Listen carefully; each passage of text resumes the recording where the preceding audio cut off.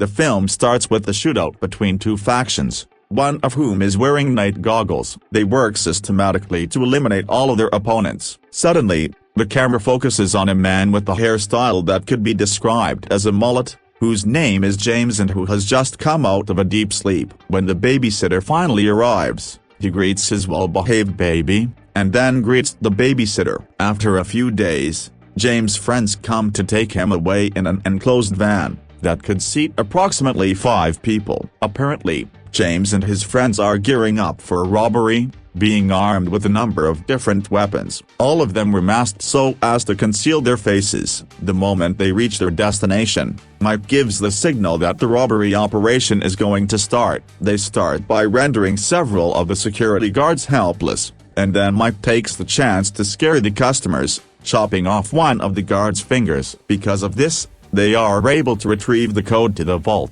and steal the money. James and the rest begin to move large amounts of money into their respective bags. Once they determine that they are no longer in danger, the crew attempts to leave the bank as fast as they can. However, the police have already reached the scene. A shootout is inevitable, given the heavily armed police officers who are ready to take James, and of course his criminal accomplices, into custody. At this point in time, James and his group are feeling rather overwhelmed, and a member of their own, including a driver, had been shot down by police bullets. At this particular time, the police are actually chasing James and his crew all over the town. The whole gang is thoroughly surrounded, primarily because more cops are on the way. The James group now has members reduced to only 4, yet they manage to stand their ground in the face of police gunfire. In fact, James's group seems to have had lots of training, yet the police, led by the intimidating commander, easily defeated them when they were transporting the stolen money. Jack, one of the members of the group, decides to carry the money bag on his own, while James decides to evacuate his injured teammate and take possession of an automobile that belongs to a neighboring household. The confrontation continues, with the cops chasing after James as he drives. Eventually, the group, of course, beats all this by managing to dupe the policeman using a substitute car, proving to be another shrewd stunt on their end. The police, however, did not lose much hope of seeing the crooks yet, but it is nightfall already now. Then after the 3, finally there are left, and at least one out of them is bleeding. They are changing their clothes in this site, replacing the cars and also dealing with burning the car they used to arrive. At this hour of the night, a special agent named Frank Rose arrives at the scene. After being scolded by the authorities for arriving late, he states that he just returned from Washington. Frank is informed by the authorities that he must find these criminals as soon as possible since most law enforcement officers who were killed had been due to their actions. A codenamed agent,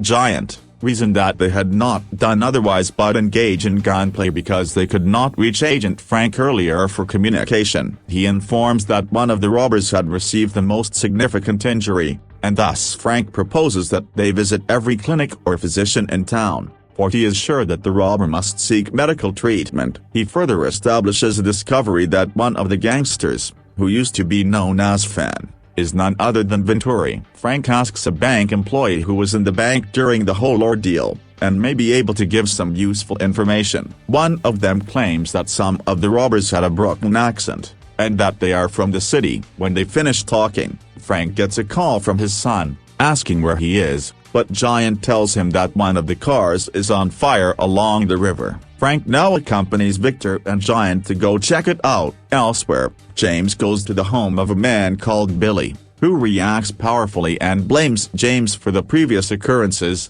because Billy spoke to the police. However, James and Mike later approached Billy to help them in laundering their money, to avoid detection. Later on, a lady named Ava, who is also a member of the gang, directly blames Mike, who has a psychopathic character, for all of these incidents. James and Mike agree to take Joan to receive clearance therapy, because he doesn't trust anybody else, and wants to join them. Billy is assigned to wash the money immediately. Frank, however, arrives at the burning car scene with the hope of gathering information about the thieves, who were once in the military. He comments on how organized their movements were and how skilled they were in combat. He thinks about insider involvement because the bank the criminals had looted had recently moved, so their vaults were chock full of cash. At a later stage, James does manage to bring Joan home where she can be treated for her injuries. Then Billy calls James to let him know how the money laundering is progressing, so James leaves for a little while. Clearance points out that if James does not increase his share,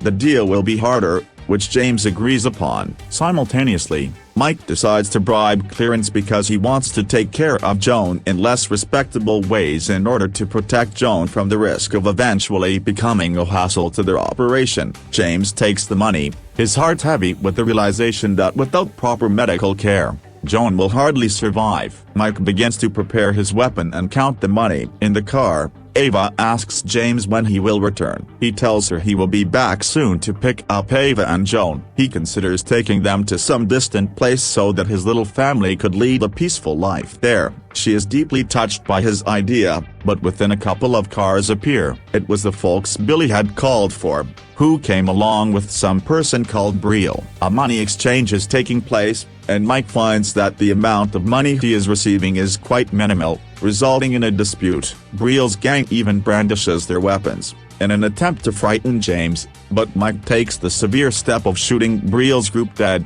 forcing James to move. Mike swiftly steps on the gas to run after one of Brielle's thugs who is trying to escape. They get caught with the police again, but this time they escape. On the other hand, one of Brielle's men reports to their boss, Nusi, of what is happening. Nusi immediately deploys his men into action. Meanwhile, the FBI aims to question one of the bank's employees in order to obtain information. Agent Frank suspects the employee is dishonest because the information that he provides is too specific. Frank is able to make the man confess the truth. Frank's talents should not be under any criticism. Since the employee had previously informed about bank security, he wanted to explain about the character of the crooks. He says one of them is very educated, and has a St. Jude pendant tattooed on his neck, but the other is more brutal, and has a Marine Corps tattoo, with the words Semper V Series in red. Victor immediately calls a friend to find out their names, and obtains a photo of Mike and James, discovering they are named Michael Series and Jimmy James Series, and are brothers. Frank and his two subordinates take swift action. Victor recognizes them easily, since he had previously attempted to capture both of them. They are also discovered to be two former desert military personnel. Frank instructs Giant to let their names out into the open as soon as possible. Meanwhile, James, Mike and Davo have arrived at Billy's place. Billy regrets what had transpired since humans can really be dangerous. Mike, according to James, seems to have a death wish, for he always selects a savage route. Mike says he has no fear of dying. James then makes an ultimatum, saying that if they can get out of this situation, he is going to cut ties with Mike. Mike provokes strong emotions in him, recalling all that he has done for James and reminding him that he is his older brother. Things then escalate when Mike says that James has been brainwashed, which makes James furious and attack Mike. At the same time, one of Nusi's men comes in with his fully armed crew. A henchman quickly kills Billy with his weapon, and takes James and his friends into custody, showing Mike and James's faces. The two become headlines as wanted fugitives. Giant knows that he has seen Ava before, as she is James' girlfriend. Moreover, one of the police officers informs that some of Nusi's henchmen, along with their associates, have been murdered, which Agent Frank comes to know. He identifies Nusi's money laundering activities and connects the murder of Brielle with the movements of Mike and James. He immediately starts his investigation into Nusi's criminal business. In the meantime, Nusi and his goons arrive, and Mike takes on the responsibility of everything. He even tries to be in control of Nusi's emotions. However, he fails, because he remains without any emotions. The frustration shows when he begins to threaten James. He declares having 100 liters of sulfuric acid to make fun of Mike and his buddies. The cruel games begin with being bait and asked. He is going to torture Mike first and then James, he declares. However, James is not a simpleton, and the tables are turned on them soon enough. With some timely help, they can manage to against overbearing Nusi and his goons. It is Nusi who meets his end at the hands of James. Meanwhile, Frank and his team close in on the hideout of the gang. When James and Ava are making an attempt to leave, A patrol car tries to apprehend them. Mike dispatches the two officers and orders James to run. As Frank Giant and Victor arrive, Mike confronts a difficult pursuit. There is a chase, and James witnesses his brother Mike make a sacrifice, which elicits mixed feelings. Despite his past disappointment, James appreciates his brother's actions. The conflict continues, with Mike being hit by gunfire and hampered in his moves. He tries to abduct Victor, using his leverage as a bargaining tool, but ends up failing. He is finally shot from afar by Agent Frank and killed. James and Ava board a bus. He has promised her they will meet on an island. He says goodbye and asks her to leave before him. Frank gathers a brief conference with his team at the crime scene. They find out James has not officially been declared dead. Giant finds a pendant in the pool of sulfuric acid. It means that James died. Frank is not content with it. The next day, he tries to have a word with Ava. Ava skillfully avoids bringing up James' topic over their conversation. Frank does not pursue the matter further, but does ask Victor to set up an orphanage for Joan. Years later, we see James living peacefully on a little island, and meeting a deteriorating Joan and Ava. The end. Thank you for watching. Subscribe if you'd like to see more videos like this. Turn on the notifications, and leave a like to help the channel out.